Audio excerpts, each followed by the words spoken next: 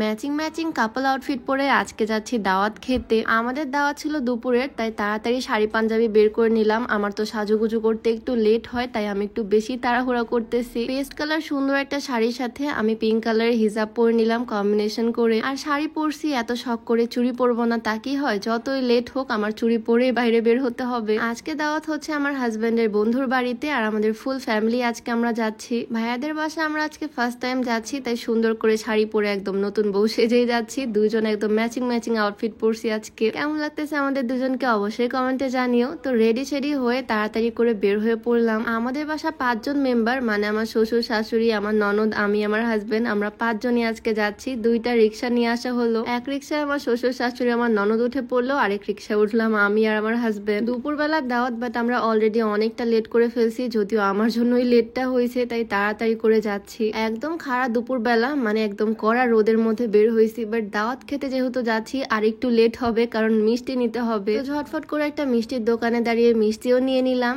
সব কাজ শেষ, এখন সোজা যাবো ওর বন্ধুর বাড়িতে। ইদানিং দাওয়াতটা একটু বেশি পাচ্ছি এখানে ওখানে, আর রেডি হয়ে সাজুগুজু করে গিয়ে দাওয়াত খেতে কিন্তু আমার বেশ ভালোই লাগে। তার উপর আজকে আসছে আমরা ফুল ফ্যামিলি, আর আমার বরের সাথে ম্যাচিং ম্যাচিং ড্রেস পরতে আমার এমনিও অনেক ভালো লাগে। আজকে আমরা একদম ম্যাচিং ম্যাচিং শাড়ি পাঞ্জাবি পরে সেজে গুজে দাওয়াত খেতে আসছি। আজকে আমাদের পরা এই সুন্দর শাড়ি পাঞ্জাবি সেটটা চিরকুট ফ্যাশন থেকে নেওয়া। তাদের পেজের কাপল সেটের আগেও আমি পরছি, কোয়ালিটি বেস্ট হয় একদম। শাড়িটার কোয়ালিটিও যেমন সুন্দর, কুচিগুলো অনেক সুন্দর ভাবে পরে, পাঞ্জাবিও অনেক সুন্দর হয়। চিরকুট ফ্যাশন ফেসবুক পেজটা আমি ডেসক্রিপশনে মেনশন করে দিব, তোমরা চাইলে তাদের পেজটা ভিজিট করে আসতে পারো। যাই হোক, এমনিও অনেক লেট হয়ে গেছে আমাদের, তাড়াতাড়ি করে বাসায় ঢুকতেছি সবাই। ভাইয়াদের বাসায় ফার্স্ট টাইম আমি আসলাম, এর আগে কখনো আসিনি। আর এসে শুনি তারাও আমাদের জন্য না খেয়ে বসে আছে। এসে বসতেই তাড়াতাড়ি খাবার দাবার নিয়ে চলে আসলো। এত এত আয়োজন করছে তারা, সবকিছু আন্টি রান্না করছে, আর এত এত মজার মজার খাবার দাবার, কোনটা রেখে কোনটা খাবো কিছুই বুঝতেছি না। অনেক লেট করে যেহেতু আসছি, আসার সাথে সাথে খেতে বসে গেছি, আর ভাইয়া নিজে আমাদেরকে সার্ভ করে করে খাওয়াচ্ছে।